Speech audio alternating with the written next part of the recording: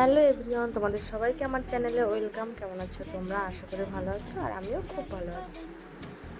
আজকে দেখো সন্ধ্যাবেলা চলে গেছিলাম একটা ফ্রেন্ডের বাড়িতে, আর ওখানে গিয়ে সবাই মিলে প্ল্যান করলাম চিকেন পকোড়া বানাবো। তো তার জন্য দেখো নিয়ে নিয়েছি চিকেন, আর চিকেনগুলোকে প্রথমে ম্যারিনেট করে রেখেছিলাম।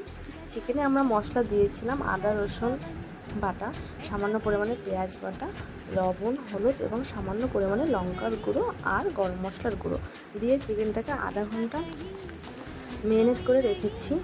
তারপরে দেখো এদিকে আমরা তেল গরম বসিয়ে দিয়েছি। তারপরে ম্যারিনেট করা চিকেনের টুকরোগুলোকে হালকা হালকা করে ব্রেড ক্রাম্বসে মাখিয়ে তারপরে আমরা গরম তেলে ভেজে নেব। তারপরে দেখো তৈরি হয়ে গেল চিকেন পকোড়া। পকোড়াটা কিন্তু খেতে খুবই টেস্টি হয়েছিল আর মুচমুচে হয়েছিল। তোমাদের যাদের যাদের রেসিপিটা ভালো লেগেছে তোমরা কিন্তু বাড়িতে করে দেখতেই পারো। খুবই সিম্পল আর খুবই টেস্টি একটা চিকেন পকোড়া রেসিপি তোমাদের সাথে শেয়ার করলাম।